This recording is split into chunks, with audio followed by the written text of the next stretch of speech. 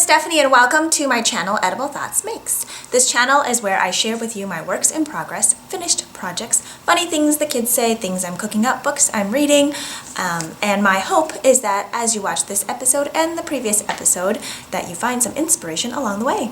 Today I'd like to share with you a finished project from the summer. So from several months ago, it is now the first week of February. Since I started this channel in mid-November, I'd like to take the opportunity to go back to some of my projects from the summer and just kind of give you a little review on the project. So this one is the Studio 54 crop by Shay Johnson. She is known on Instagram as Knit and Crochet. I was looking for a cardigan at that time that kind of had like this crossed front. I wanted something kind of interesting, so something that just wasn't like a regular cardigan that I could, pick up at Target or something. So I kept looking at Ravelry, I couldn't find what I wanted, and then boom, Shay posted a really cute faux wrap front cardigan sweater. I'm not sure which one you would call it because it's not completely open front, and there's no buttons either, but and I was like, I want that. So she was posting a call for test knitters and I applied, and I ended up test knitting with an amazing group of test knitters who were cheering each other on, making jokes. It was kind of like an online knitting meetup that was going 24/7 because people were in all different time zones and working on their projects at all different times of the day. And if anybody had a question, somebody at some point would help answer it or commiserate or whatever the case may be about either knitting on the project or something else going on in life. It was just super, super fun. So this project, Shay categorized as an advanced beginner skill level, and I think that's pretty accurate. So an adventurous beginner, or maybe closer to intermediate, just depending on what skills you bring with you into the project, how you learn, and the skills required she has listed are casting on, casting off, stockinette stitch, picking up stitches, ribbing, and increasing. So nothing too complicated. I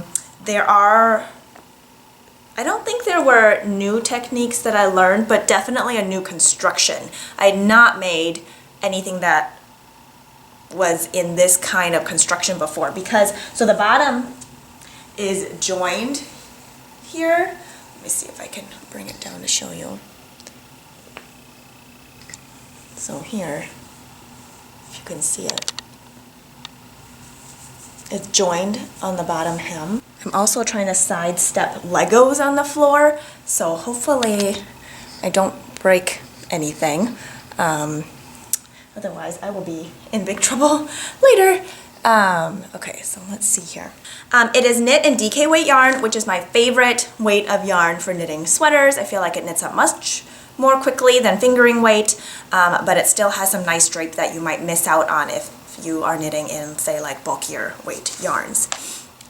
You can knit it in two different colors. So Shay's initial one was knit with a contrast color on the ribbing sections. I chose to knit mine all in one color.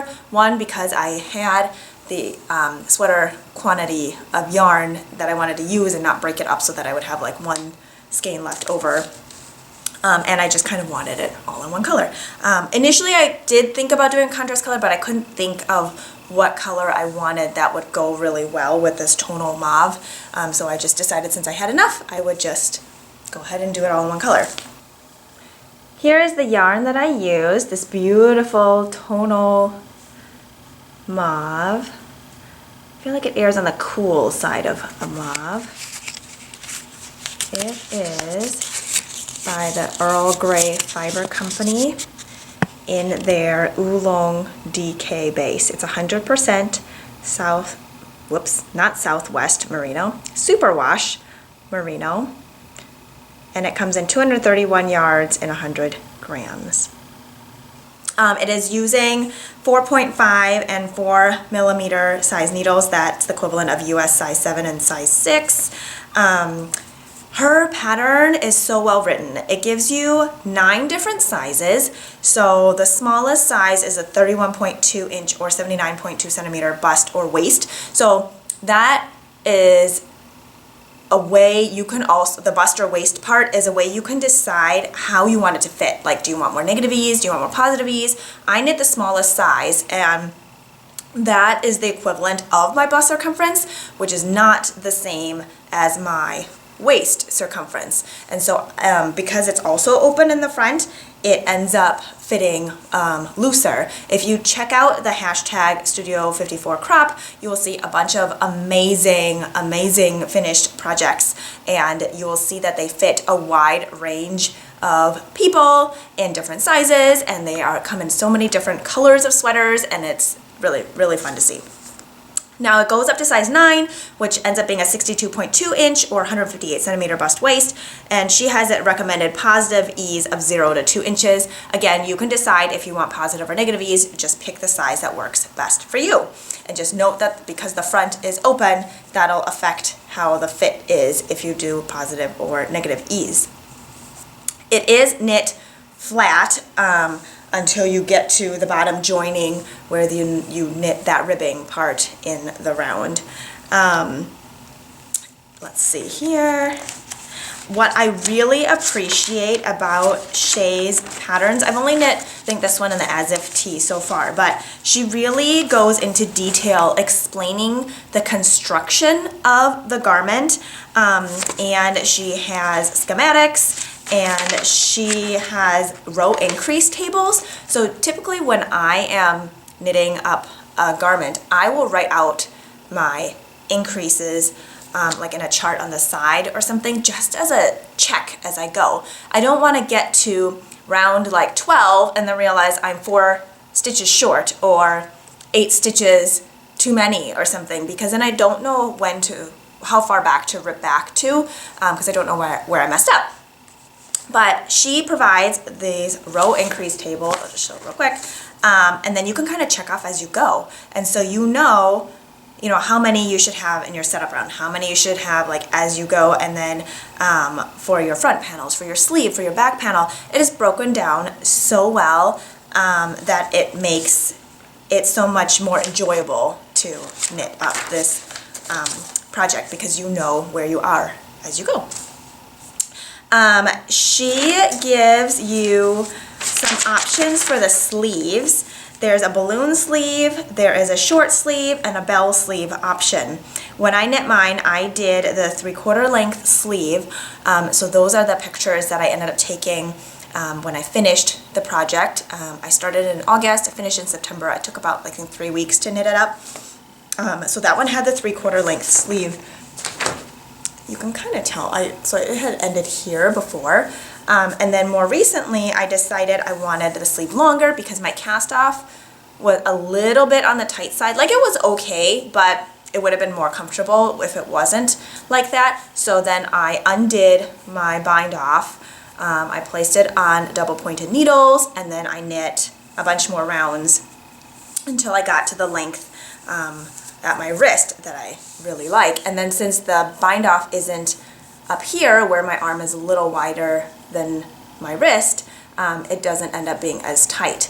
So then it goes all the way to my wrist now, and I really enjoy that length. And right now, since it's winter and chillier, it works out really well. And then if I decide I don't want it at my wrist, I can always fold up and have a really nice cuff there. And that ends up being back to the 3/4 length sleeve length.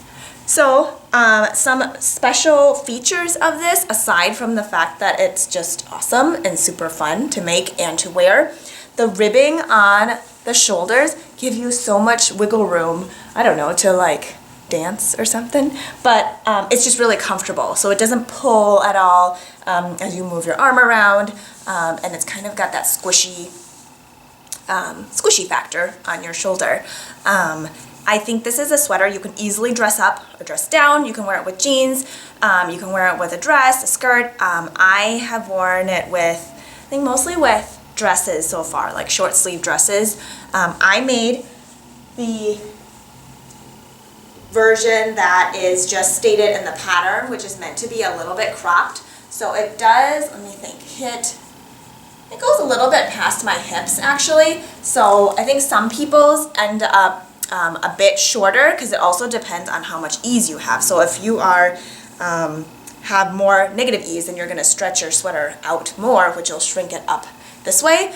And so since mine has more positive ease, it ends up wearing a little bit longer. And it's a very wearable length for me. I can wear it with high-waisted skirts. If I wear it with like a tank top underneath, I can easily wear it with jeans too. But I really like to throw it on over short sleeve or sleeveless dresses. So I highly recommend this pattern. It is very well written. Shay is so much fun to work with and she's so innovative. So with that, cheers to being creative. Thanks for watching.